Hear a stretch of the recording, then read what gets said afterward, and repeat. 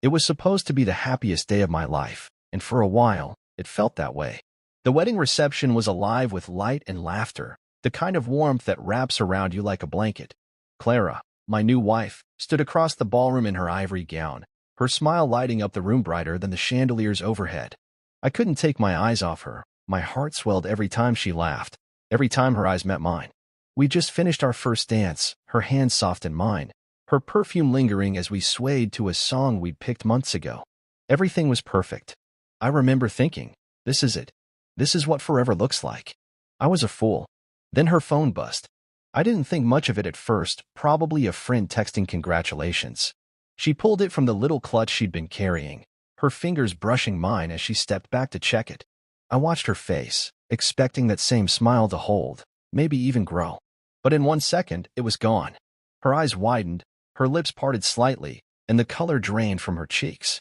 The champagne glass in her other hand slipped, shattered on the hardwood floor with a crash that made a few heads turn. I stepped forward, my voice low. Clara, what's wrong? But she didn't look at me. She muttered something. I couldn't catch it, her voice too soft, too broken. Before I could reach her, she turned and bolted, her dress trailing behind her like a ghost disappearing into the crowd. I stood there, dumbstruck, my heart hammering in my chest. The room kept spinning, people laughing, clinking glasses, oblivious to the hole opening up inside me. I called her name, but my voice drowned in the noise. My best friend, Jordan, pushed through the guests, yelling, "I'll find her," as he chased after her. Her sister, Elise, appeared at my side, her face pale, stammering. I don't know what's happening. She was fine. Fine? She wasn't fine. I wasn't fine. I fumbled for my phone, dialed her number, straight to voicemail. The party carried on, but I couldn't move. My tie felt too tight, my suit too heavy. Guests started whispering, their eyes darting toward me with pity or confusion. I wanted to scream, to demand answers, but all I could do was stand there, staring at the door she'd vanished through. Minutes turned into an hour. Jordan came back, breathless, shaking his head. "She's gone, man." I saw her get in a cab, but she wouldn't stop, wouldn't talk. A cab? We were supposed to leave together, to the hotel suite I'd booked for our first night as husband and wife. I thanked him, my voice hollow, and waved off the concerned looks from my parents. "I'll figure it out," I lied. I didn't figure anything out. I went to the hotel alone, the keycard trembling in my hand as I opened the door to a room decorated with rose petals and candles, mocking me now. I sat on the edge of the bed, still in my tux, replaying that moment. The buzz. The dropped glass. The way she ran. What had she seen on that phone? Who had taken her from me in an instant? The night stretched on, endless and silent. I called again, nothing. Texted her, begging her to tell me she was okay, to come back, to explain. No reply. I paced the room, my mind racing with possibilities. Was she hurt? Scared? Had someone threatened her? I didn't sleep. By morning, my phone was still silent, and the front desk confirmed she hadn't checked in anywhere else. My family called, worried, but I had no answers for them. I drove home, our home, hoping she'd be there, waiting with some crazy story I could forgive. The apartment was empty. Her shoes were still by the door, her purse on the counter from before the wedding. But she was gone. Days passed, then a week. I stopped eating, stopped answering the door. Friends tried to help, but their words blurred into noise. I kept seeing her face, that split-second shift from joy to terror. I checked her phone records online, but the last message was from an unknown number, untraceable. The police wouldn't do much, said she was an adult, free to leave. Free to leave me. I sat on our couch, staring at the wall where we'd hung a photo of us laughing at the beach. My chest ached, a sharp, twisting pain I couldn't shake. She was my wife for less than a day. The happiest day of my life turned into the worst, and I didn't even know why. All I had left was that shattered glass in my memory and the echo of her footsteps running away. Everything I thought I knew, our love, our future, crumbled in her wake, and I was left holding the pieces, alone. I can still remember the exact moment I met Clara. It's burned into me like a photograph I'll never lose. It was 3 years before that awful wedding day, at a charity fundraiser a buddy of mine dragged me to. I'm an urban planner, so my days are usually filled with blueprints, permits, and arguing with city council members who think they know better than me. That night, though, I was out of my element, sipping cheap wine in a rented tux, trying not to look as bored as I felt. The room was packed with people chatting about art and donations, and I was just there to support my friend's cause. Then she walked up, Clara carrying a tray of drinks like she was helping out, her dark hair falling loose over one shoulder. She tripped, just a little, and a splash of red wine hit my shirt. I laughed it off, said something dumb like, "Guess I'm wearing the party now." She blushed, apologized a dozen times, and I told her she owed me dinner to make up for it. She smiled that smile, and said, "Deal." That's how it started. She was an art curator, or at least trying to be. She worked at this tiny gallery downtown that barely stayed afloat, but she loved it. I'd never met anyone so passionate about something. Every painting, every sculpture, she talked about them like they were alive. Me, I was all about structure, planning, making things work. She was chaos in the best way. We clicked like that. Opposite, but perfect. After that dinner she owed me, we didn't stop. Coffee dates turned into late-night walks through Boston, her showing me hidden murals, me telling her about buildings I'd helped design. She'd tease me about my job, call me Mr. Practical, and I'd fire back that her art wouldn't hang without my walls. It was easy with her, natural. She made me feel steady, like I'd found something I didn't know I was missing. We built a life together, slow and quiet. I'd come home from long days at the office, and she'd be there, sketching on the couch or reading some thick book about Renaissance painters. We'd cook together. Well, I'd cook, and she'd chop vegetables badly, laughing when I pretended to critique her knife skills. Our apartment wasn't fancy, just a one-bedroom with creaky floors and a view of the street, but it was ours. She'd leave little notes for me sometimes, tucked into my work bag. Things like, "Don't let the council win today," or, "You're my favorite architect." I kept every one of them. She grounded me.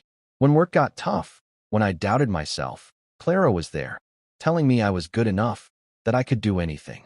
I believed her because she believed in me. After 2 years, I knew I wanted her forever. Proposing wasn't some grand thing. I didn't have it in me for that. It was just us, on a rainy afternoon, at her favorite museum.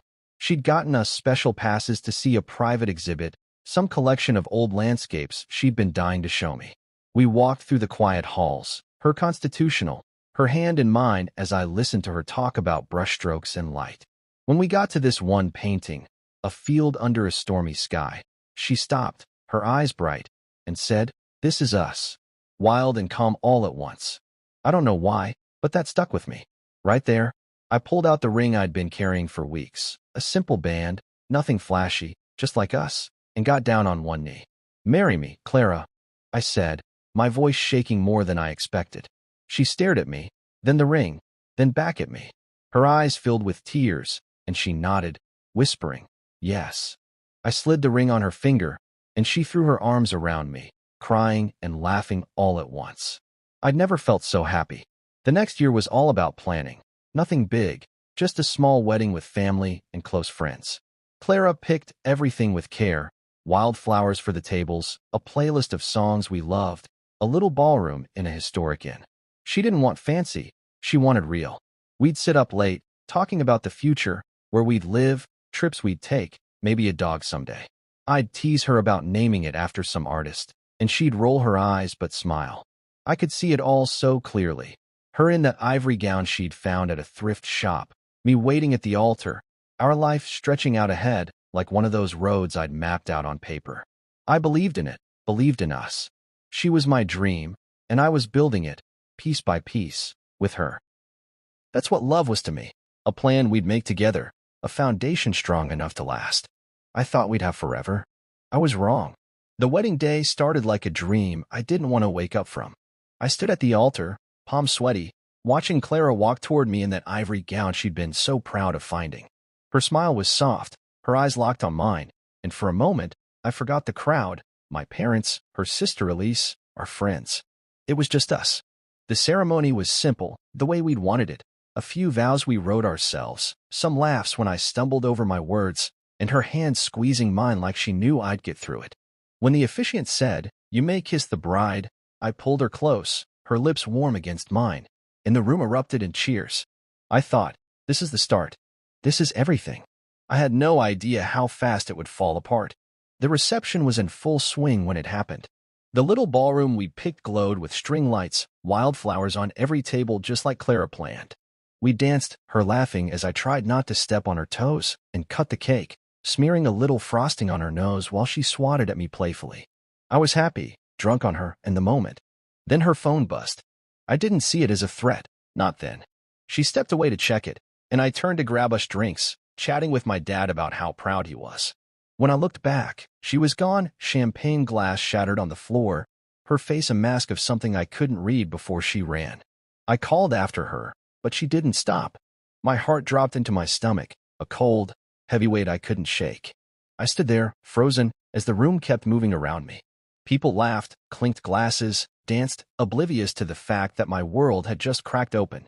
Jordan, my best man, bolted after her, yelling over his shoulder, "I've got her. Don't worry." But I did worry. Elise grabbed my arm, her voice shaky. She was fine, I swear. I don't know what's wrong. I didn't know either. I tried her phone, voicemail.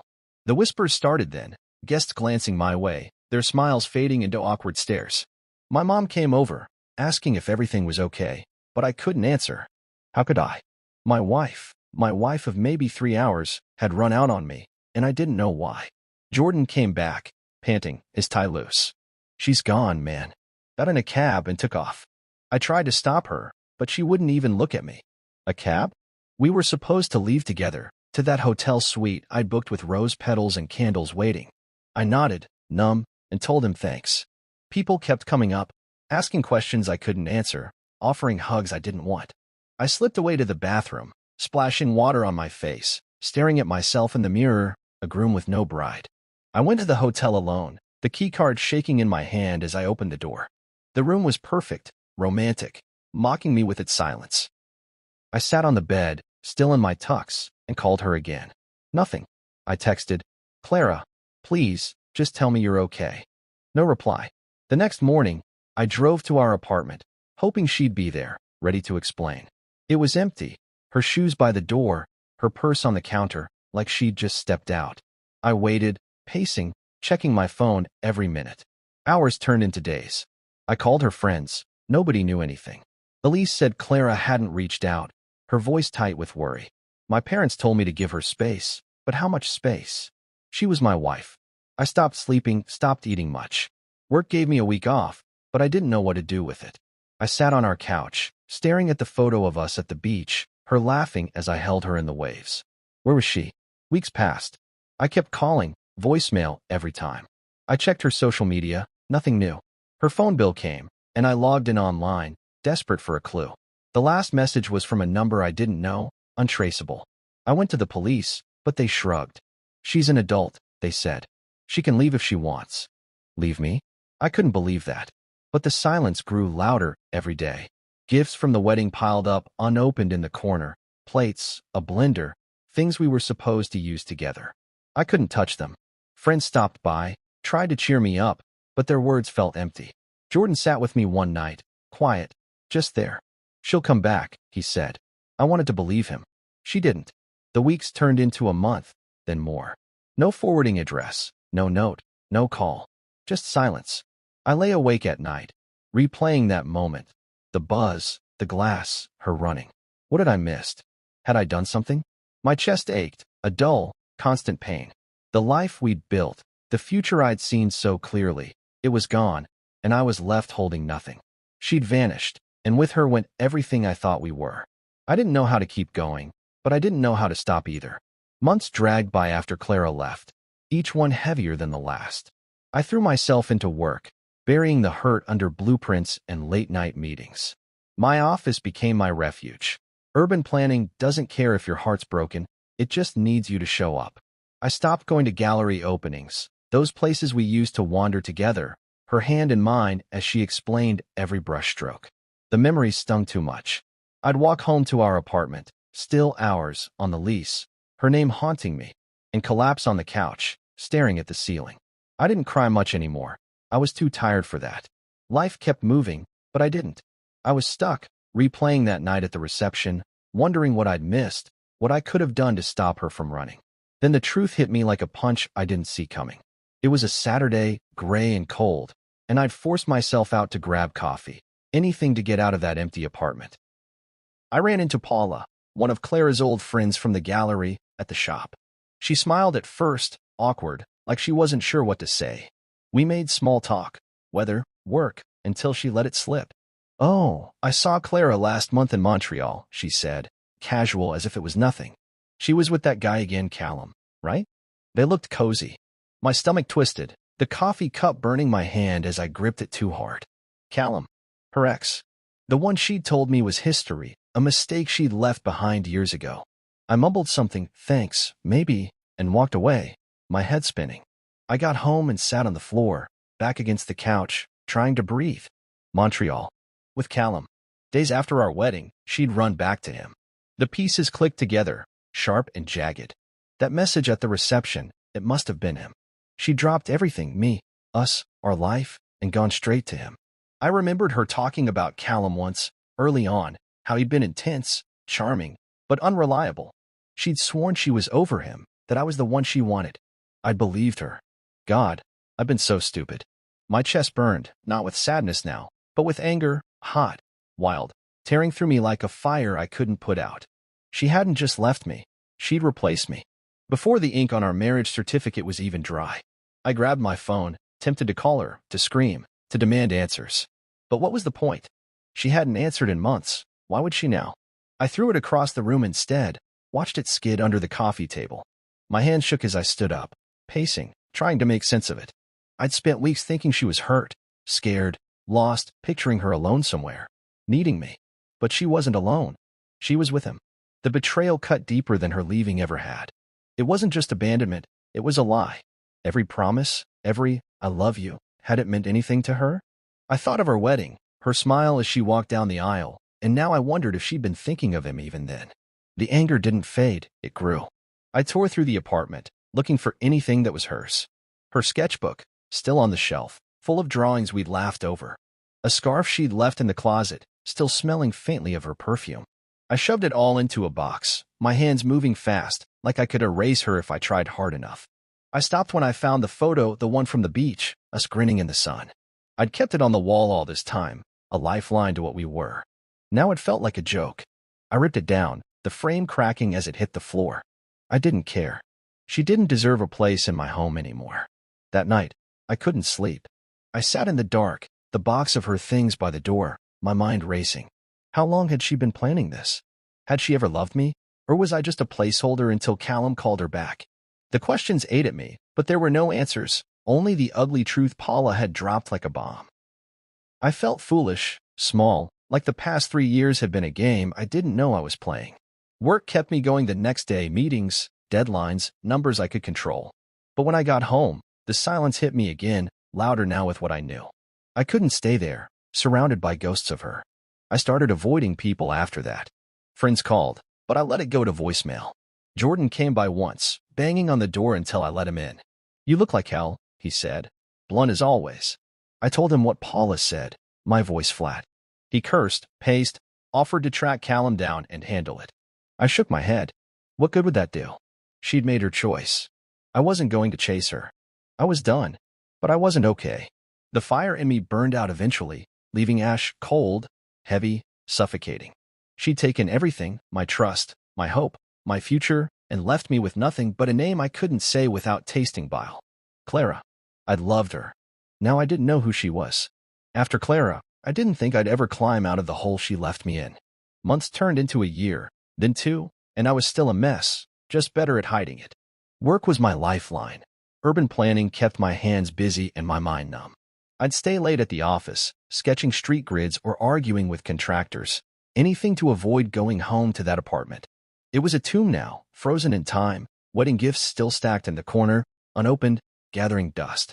Her name lingered on the lease, a ghost I couldn't evict. I didn't date, didn't even try. The idea of trusting someone again felt like handing them a knife and saying, "Go ahead, stab me." I couldn't do it. Happiness wasn't for me anymore. I'd had my shot, and it ran out the door with Clara. I started therapy after a while, mostly because Jordan wouldn't shut up about it. "You're not living, man, you're just existing," he'd say, and I hated that he was right. The sessions were slow, awkward at first. I'd sit there, staring at the beige walls, telling some guy in a sweater about how my wife ditched me for her ex. He'd nod, ask questions like, "How does that make you feel?" And I'd grit my teeth because I didn't want. But it helped, bit by bit. I stopped blaming myself as much. Clara's choice wasn't my failure, he said. I wasn't sure I believed that, but I kept going. Work got busier too. 14-hour days became normal, and I liked it. Exhaustion was better than silence. The apartment stayed the same, though. I couldn't bring myself to change it. Her scarf was gone, her sketchbook boxed up, but the space still screamed, us. I'd walk in and see her everywhere, sitting on the couch, cooking in the kitchen, laughing at my bad jokes. It was torture, but moving felt like giving up the last piece of her I had. Stupid, I know. Jordan kept pushing me to leave Boston, start fresh somewhere else. You're drowning here, he'd say, and I'd shrug him off. But then a job offer came, Portland, Oregon, a city I'd never been to. They needed an urban planner for a big redevelopment project, and the pay was better than what I had. I stared at the email for days, my thumb hovering over delete. Then one night, after another sleepless stretch, I said yes. Packing was strange. I finally opened those wedding gifts, plates, a toaster, things we'd never used together. I donated most of it, kept a few things for no reason I could explain. The photo from the beach went in the trash, frame and all. I didn't look back when I locked the door for the last time. Portland was a clean slate, new streets, new air, new me, maybe. I found a small place downtown, nothing fancy, just a bed and a desk. Work started fast, and I threw myself into it, planning parks, redesigning intersections, meeting people who didn't know my story. It felt good, like I could breathe again. I wasn't healed, but I was moving. Then I met Ivy. It was a random morning, a few months into the job. I'd stopped at a coffee shop near City Hall, one of those cozy spots with mismatched chairs and too many plants. I was waiting for my order, scrolling through emails, when she bumped into me literally. Her coffee splashed on my shoes, and she laughed, apologized, said, "I'm a walking disaster today." I grinned, told her it was fine. I'd survive. She had this warmth about her short brown hair, a smile that felt real, not forced. We got talking. Her name was Ivy, a school counselor, single mom to a kid named Olive. She was funny, sharp, didn't tiptoe around me like everyone else did back home. I didn't flirt, didn't even think about it, just enjoyed the conversation. When she left, she said, "See you around, coffee guy." I didn't expect to, but I hoped. A week later, I saw her again, same shop, same time. She waved me over, and we sat, talking longer than I meant to. She told me about Olive, how she was 8 and full of questions, always testing her. I told her about my job, how I liked building things that lasted. It was easy with Ivy, like it had been with Clara once, but different, no pressure, no rush. We started meeting up more, coffee turned into walks, then lunches. She never asked about my past, didn't pry, just let me be. I like that. One day, she brought Olive along, a skinny kid with braids and a stare that could cut glass. "You're the coffee man?" she asked, sizing me up. I nodded, and she grilled me favorite color, best superhero, why I didn't have a dog. Ivy laughed, said, "She's my bouncer." I passed the test, I guess. Portland started feeling like home. Work was steady, therapy kept me sane, and Ivy, well, she was something I hadn't planned on. I wasn't ready to call it anything, but I didn't push her away either. For the first time in years, I wasn't just surviving. I was living, or at least trying to. Clara still lingered in the back of my mind, a shadow I couldn't shake, but she wasn't everything anymore. Maybe I could build something new, something real, after all. Life in Portland started to feel like something I could hold on to, and Ivy was a big part of that. She wasn't like anyone I'd ever known, warm, steady, with a laugh that pulled me out of my own head. We'd been hanging out for months, taking it slow, letting whatever this was grow without forcing it. She was a school counselor, always busy with kids and meetings, but she made time for me, coffee runs, walks in the park, quiet nights at her place with takeout. Her daughter, Olive, was part of the deal too, and that scared me at first. I didn't know anything about kids, let alone one as sharp as her. She'd sit across from me at their kitchen table, eyes narrowed, asking stuff like, "Why don't you talk more?" Or, "Do you like broccoli?" I'd fumble through answers, and Ivy would grin, saying, "She's just figuring you out." I didn't mind Olive was tough, but she was honest, and I respected that. Ivy never pushed me to spill my past, and I was grateful for it. Clara was still there, a weight I carried, but I didn't want her shadow touching this. With Ivy, I could just be, no explaining, no pity. We'd sit on her couch after Olive went to bed, talking about nothing and everything, her day, my projects, dumb TV shows we'd watch. She'd lean into me sometimes, her head on my shoulder, and I'd feel this peace I hadn't known in years. It wasn't fireworks or grand romance. It was better, quiet, real, like coming home after a long day. Olive warmed up to me too, eventually. One night, she handed me a drawing, stick figures of me, her, and Ivy by a tree. "That's us," she said, matter of fact. I kept it, tacked it to my fridge. It meant something. 2 years in, things shifted. Ivy's lease was up, and my place was too small for one person, let alone three. We talked about moving in together, casual at first, then serious. "It makes sense," she said one afternoon, stirring soup on her stove while Olive rode her bike outside. "We're a team anyway." She was right. I'd been helping with Olive, pickups from school, homework battles, and it felt natural. I said yes, and we found a house, a little fixer-upper with a yard for Olive. Moving day was chaos. Boxes everywhere, Olive running around, me swearing at a couch that wouldn't fit through the door. Ivy laughed, kissed me quick, and said, "We'll figure it out." We did. That night, we sat on the floor, eating pizza surrounded by unpacked stuff, and I thought, this could be my life. Co-parenting Olive wasn't easy, but it grew on me. She'd test me, arguing about bedtime, rolling her eyes when I tried to help with math. But then she'd climb into my lap with a book, or ask me to fix her bike, and I'd melt. Ivy and I split the load, her with the school stuff, me with the practical things. We fought sometimes, small stuff like whose turn it was to do dishes, but we always worked it out. She'd tease me, call me Mr. Practical like Clara used to, but it didn't hurt. It felt good, like a nickname I'd earned. I started healing, not all at once, but in pieces. Therapy helped, sure, but Ivy and Olive were the real fix. They didn't erase Clara. They just made her matter less. I knew I wanted to marry Ivy about a year after we moved in. It hit me one day, watching her and Olive in the park where Olive had learned to ride her bike. The kid was wobbling along, yelling, "Look, I'm fast," and Ivy was cheering her on, her face glowing. I'd bought a ring weeks before, simple, like the one I'd given Clara, but this felt different. I waited for the right moment. It came that spring, a sunny afternoon, just the three of us at that same park. Olive was off chasing butterflies, and Ivy was next to me on a bench, sipping lemonade. I took her hand, my heart thumping, and said, "Ivy, I love you. I love Olive. Marry me." I pulled out the ring, my hands shaky. She stared at me, then the ring, her eyes soft. "Yes," she whispered, and I slid it on her finger. She kissed me, long and slow, and I felt whole, like the cracks Clara left were finally filling in. Olive ran over, demanding to know what was happening. "We're getting married," Ivy told her, smiling. Olive squinted at me. "Does that mean you're my dad now?" I froze. I hadn't thought that far. "If you want me to be," I said, careful. She nodded, like it was no big deal, and ran off again. Ivy squeezed my hand. "You're stuck with us," she said, and I laughed, lighter than I'd been in years. We planned a small wedding, nothing fancy, just friends and family, a vineyard outside Portland. I wasn't nervous this time, not like with Clara. Ivy was solid, real, and Olive was my bonus, my family. For the first time since that awful night, peace settled in me. I'd rebuilt something, not just a life, but a home. And it was mine.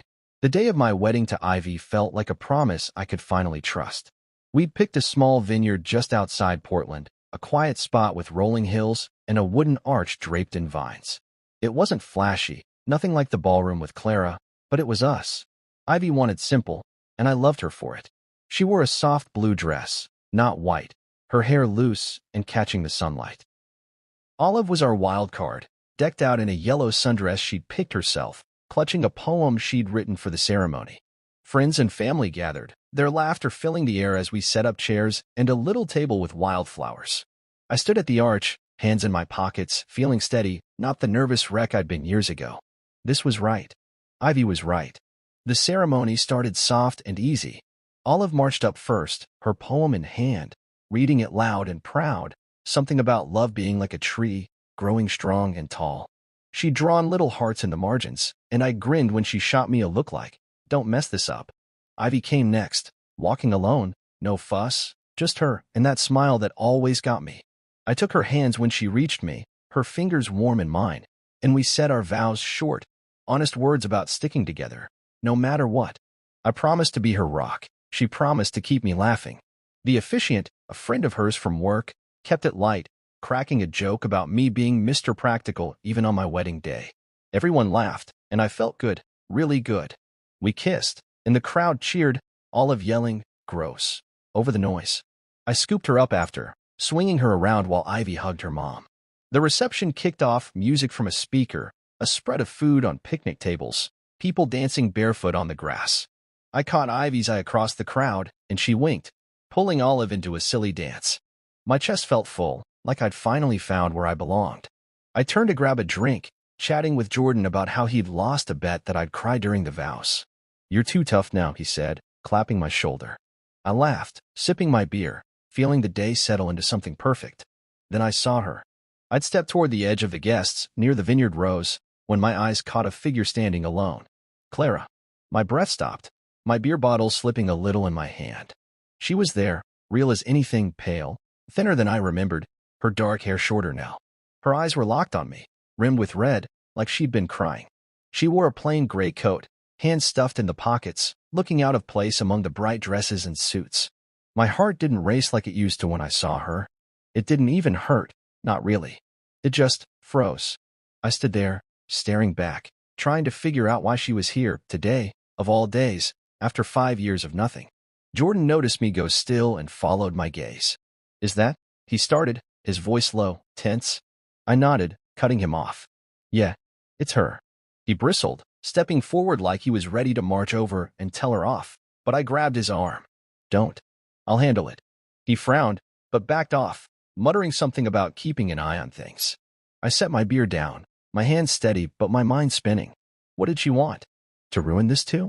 I glanced at Ivy. She was laughing with Olive, oblivious. And I decided right then that Clara wasn't going to touch this happiness. Not again. But I had to know why she'd come. I walked toward her, slow, my shoes crunching on the gravel path. She didn't move, just watched me, her face tight with something I couldn't read. Guilt, maybe, or regret. Up close, she looked worse, hollowed out, like life had chewed her up and spit her out. Her eyes darted to the crowd behind me, then back to my face. "You look good," she said, her voice small, cracked. I didn't answer right away, just studied her. She shifted, uncomfortable under my stare. "I didn't come to make a scene," she added quick, like she could hear my thoughts. I saw the announcement online. I had to see you." I crossed my arms, keeping my voice flat. "It's my wedding, Clara. Why now?" She flinched, like the words stung, but I didn't care.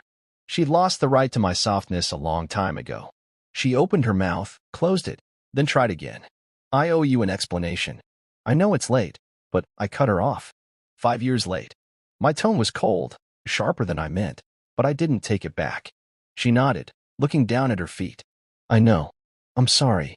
Sorry." That word hit me like a brick, but it didn't soften anything. I glanced back at Ivy, still dancing, still safe, and turned to Clara again. "You've got 5 minutes," I said. "Then I'm going back to my family." Her eyes flickered, but she nodded. I braced myself, not sure I wanted the truth, but knowing I couldn't walk away yet. The vineyard air felt cooler as I stood with Clara behind the tasting barn, away from the music and laughter of my wedding. Ivy and Olive were still out there, safe in the glow of the day, and I kept that in my mind to anchor me. Clara looked small, fragile, her gray coat hanging loose on her frame. She shifted her weight, hands deep in her pockets, like she was trying to hold herself together. Jordan lingered nearby, watching from a distance, his jaw tight. I'd told him to give us space, but I knew he'd jump in if I needed him. I didn't want this, didn't want her here, but she'd shown up, and now I had to hear it. 5 years of silence, and she picked my wedding day to break it. I crossed my arms, waiting, my patience thin. "I don't expect forgiveness," she started, her voice low, shaky. "I know I don't deserve it, but I owe you the truth." She took a breath, her eyes flicking up to mine, then away. That night, at our reception, it was Callum. My gut twisted, but I didn't flinch. I'd figured as much after Paula's slip about Montreal. Still, hearing it from her made it real, sharp, like a blade sliding back into an old wound. "He texted me," she went on. "Said he was dying. Cancer. He begged me to come see him. Said he didn't have long." I panicked. I didn't know what to do, so I just ran. Her words came faster now, spilling out like she'd been holding them too long. I got in a cab, went straight to him. I didn't think. I just went. I stood there, letting it sink in, my hands clenching into fists at my sides. You ran out on our wedding because he said he was dying? My voice was hard, cutting through her rush of words. She nodded, tears brimming in her eyes, but I didn't soften. And you didn't call me? Didn't tell me anything? You just left. She swallowed, wiping her cheek with a shaky hand. I thought I'd be back. I thought I'd explain later. But when I got to him, it was complicated. He wasn't dying. He'd lied, made it up to get me there. By the time I realized, I'd already stayed too long. I couldn't face you after that. I laughed, a short, bitter sound that surprised even me. Couldn't face me? Clara, you are my wife. We just said, forever, and you threw it away for a liar. She flinched, but I kept going, the anger bubbling up after years of being buried. I waited for you. I called, I begged. I thought you were hurt or scared. And you were what shacked up with him, feeling bad about it. She shook her head quick. It wasn't like that. I didn't want to stay. He manipulated me, kept me there with guilt, promises, stuff I was too weak to see through. It fell apart fast. I left him months later, but by then, I figured you hated me. I couldn't come back. I stared at her, trying to match this story with the woman I'd loved. The Clara I knew was strong, smart, she'd grounded me, made me better. This version was a stranger, weak and lost, chasing a ghost instead of fighting for us. You figured right, I said, my voice low. I did hate you. For a long time. She nodded, like she expected that, her tears falling now but silent. I didn't feel sorry for her, not yet. I felt empty, like her words were just noise over a wound that didn't bleed anymore. Why tell me now? I asked. Why today? She took a ragged breath, looking at me fully for the first time. Because I'm running out of time. I needed to see you to say this, before it's too late. She paused, then dropped it. I'm sick. Leukemia. It's bad, advanced. Doctors say weeks, maybe a month. My chest tightened, not with love or pity, but something else, shock, maybe, or the weight of finality. I didn't say anything, just waited. I didn't come to ruin your day, she said soft. I saw you with her with them, and I just wanted you to know why. Why I left. Why I didn't fight to fix it. I was a coward, and I'm sorry. The word sorry hung there, small and useless after everything.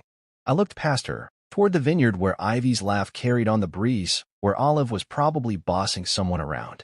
That was my life now, real, solid, mine. Clara was a memory, a scar I'd learned to live with. I don't hate you anymore, I said finally, my voice steady. I did, but I built something better. I've got a family now. I'm happy. She nodded, a faint smile breaking through her tears. I can see that. She's good for you. The little girl, too. I didn't answer, just let the silence sit. She stepped back, wiping her face. I'll go. Thank you. For listening. I nodded, not sure what else to say. She turned, slow, like it took everything she had, and walked away, disappearing around the barn. I stood there, the air heavy, her words echoing in my head. Callum. Lies. Sickness. It didn't fix anything, didn't erase the years of hurt, but it closed something, a door I'd left cracked open too long. I walked back to the reception, Jordan catching my eye with a raised brow. You okay? He asked. Yeah, I said, and I meant it.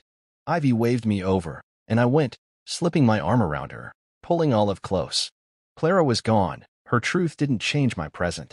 This was my day, my life, and I wasn't letting her take it. The vineyard wedding faded into a warm blur as I stood with Ivy and Olive, the music still playing, the night settling in soft around us. Clara's words lingered in my head, her confession, her sickness, that fragile, sorry she'd left me with. I didn't feel the old anger flare up, not like I expected. It was quieter now, a dull ache, like pressing on a bruise that's mostly healed. I'd told her I didn't hate her, and it was true. I'd let that go somewhere along the way, building this life with Ivy and Olive. But standing there, her shadow fresh in my mind, I felt something else, a flicker of grief, not for what we'd lost, but for who she used to be to me. I shook it off, kissed Ivy's temple, and let Olive drag me to dance. The day was still mine. Clara didn't leave right away. I saw her hovering near the parking lot as the reception wound down, her gray coat a smudge against the dusk. Ivy noticed me glance over, her hand tightening on mine. You okay? She asked, her voice gentle but steady. I nodded, squeezing back. Yeah, she's leaving. Ivy didn't push, just stayed close, and I loved her for that. We packed up, Olive yawning, guests hugging us goodbye, and I kept Clara in the corner of my eye until her car pulled away. Back home, Ivy and I collapsed on the couch, her head on my chest. Olive sprawled upstairs in her new big wedding day pajamas. She talked to you, Ivy said, not a question. Yeah, I answered, running my fingers through her hair. Told me why she left. Said she's sick, dying. Ivy sat up, her eyes searching mine. Do you want to talk about it? I shook my head. Not tonight. This is our night. She smiled, soft, and kissed me. That was enough. But Clara's words wouldn't stay quiet. The next day, I sat at the kitchen table, coffee going cold, replaying it all. Callum's lie, her panic, her weakness. She'd painted a picture I didn't want to look at too long. I'd hated her choice for years, hated how it broke me, but now I saw it clearer. She'd been broken too, just in a different way. I didn't forgive her, not yet, but I understood something. I told Ivy everything that morning, the whole messy story, and she listened, her hand on mine. You don't have to carry her anymore, she said when I finished. You've got us. She was right. I'd rebuilt my life, brick by brick, and Clara's truth didn't shake it. Still, her being sick, weeks left, she'd said, stuck with me. I couldn't unhear that. A few days later, I called her. Ivy was at work, Olive at school, and I sat in our living room, staring at my phone until I just did it. She answered on the second ring, her voice weak. Hey, she said, surprised. Hey, I echoed, not sure where to start. You mean it? About the leukemia? She sighed. Yeah, diagnosed last year. Tried treatment, but it's too far gone. I swallowed, the reality hitting hard. I'm sorry, I said, and I was sorry she was dying. Sorry life had chewed her up like this. We talked a little, awkward, slow. She was in a hospice place nearby, alone, no family left. I don't deserve your pity, she said at one point. I'm not pitying you, I shot back. I don't want you to go out like this. She went quiet, then said, You were always better than me. I told her I didn't hate her, said it again, clearer this time. I was angry. Yeah, what you did, it wrecked me. But I've got Ivy now, Olive. I'm good. I don't carry that hate anymore. She cried then, soft sobs through the phone, and I let her. I'm glad, she managed. You deserve that. I didn't argue, just listened. Then she hit me with it. I didn't want to leave without seeing you again. That's why I came. To say goodbye, I guess. My throat tightened, but I kept it together. I'm glad you did, I said, and part of me meant it. Not for me, but for her, for whatever peace she was chasing. Ivy came home that night, and I told her I'd called Clara. She nodded, no judgment, just sat with me. You want to see her again? She asked. I thought about it, really thought. Maybe. She's got no one. Ivy's eyes softened. Then go. We'll be here. That's when I knew I'd married the best woman alive. A few days later, I took Olive with me. I wanted Clara to meet them, to see what I'd built. We went to the hospice, a quiet place with pale walls and too much antiseptic. Clara was in bed, frail, and 4 in her arm. She smiled when she saw us, weak but real. You brought them, she whispered. I introduced Ivy, who shook her hand, kind as ever, and Olive, who stared, then said, You're skinny. Clara laughed, a thin sound. Yeah, I am. We didn't stay long. Clara tired fast, but it was enough. Ivy offered her a blanket from home, and Clara took it, clutching it like a lifeline. As we left, she grabbed my hand. You got your real family, she said, her voice breaking. I nodded, squeezing back. Yeah, I did. Driving home, Olive asked if Clara was going to heaven. I hope so, I said, and Ivy reached for my hand. Forgiveness wasn't a big moment. It was this, slow and messy, but real. Clara wasn't mine to save, but I could let her go. Clara's last days crept up faster than I expected, and I found myself pulled between 2 worlds, my new life with Ivy and Olive, and the quiet end of something I'd once held so tight. After that hospice visit, I couldn't shake her, not the Clara who'd left me, but the one lying there, small and fading, clutching Ivy's blanket. I didn't owe her anything, not after what she'd done, but I couldn't walk away completely either. Ivy saw it in me, the way I'd get quiet, staring out the window at nothing. Go see her, she'd say. No push, just understanding. So I did twice more, short visits, just sitting by her bed while she drifted in and out. She didn't say much those times, just thanked me for coming, her voice barely there.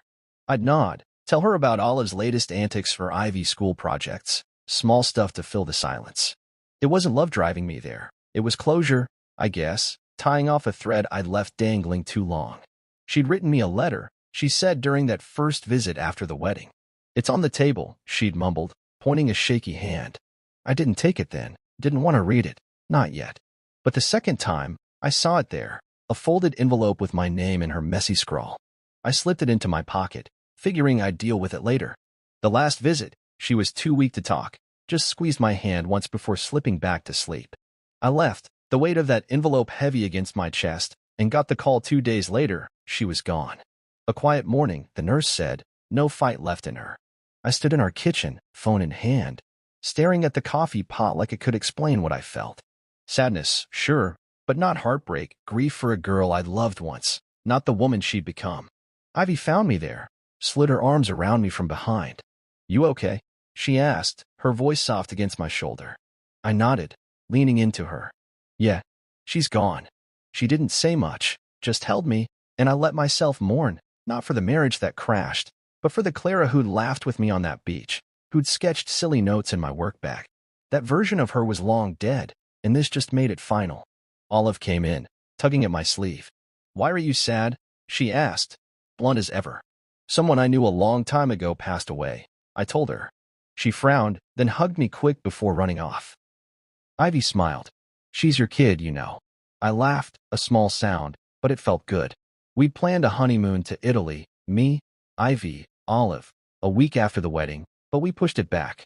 Not because I was a wreck, but because I needed a minute to breathe, to let Clara's end settle. Ivy didn't mind. She booked us a later flight, said, we've got time. The letter stayed unopened on my desk, staring at me for days. I finally read it the night before we left, a short thing, her handwriting shaky. I'm sorry I broke us, it started. You were the best thing I had, and I was too stupid to see it. Callum was a mistake. I knew it fast, but I couldn't undo it. I hope you're happy now. You deserve that more than anyone. Thank you for not hating me. That was it. No big revelations, just regret and a goodbye. I folded it back up, put it in a drawer. It didn't change anything, but it felt done. The flight to Italy was long, Olive between us, chattering about pizza and gelato. I watched her sketch in her little notebook, planes, clouds, us, and my chest loosened. Ivy caught my eye over Olive's head, smiled, and I felt steady again. We landed in Rome, bleary-eyed but excited, and spent the first day wandering, cobblestone streets, old ruins, Olive asking a million questions. At the Colosseum, she handed me a drawing, 3 stick figures holding hands, a man, a woman, a girl, and above us, a star. That's us, she said, pointing. And that's the lady you said goodbye to. I stared at it, my throat tight. Yeah, I managed, ruffling her hair. That's perfect. Ivy squeezed my hand, and we kept walking, the sun warm on my back. Italy was everything. Laughter, food, late nights with Ivy while Olive slept. I'd look at my new wedding band, glinting in the light, and feel the weight of what I'd built. Clara's ghost didn't follow me there. She'd faded, a memory I could live with now. Some wounds don't heal clean. Therapy taught me that, but they can stop hurting. Mine had mostly. Back home, life picked up.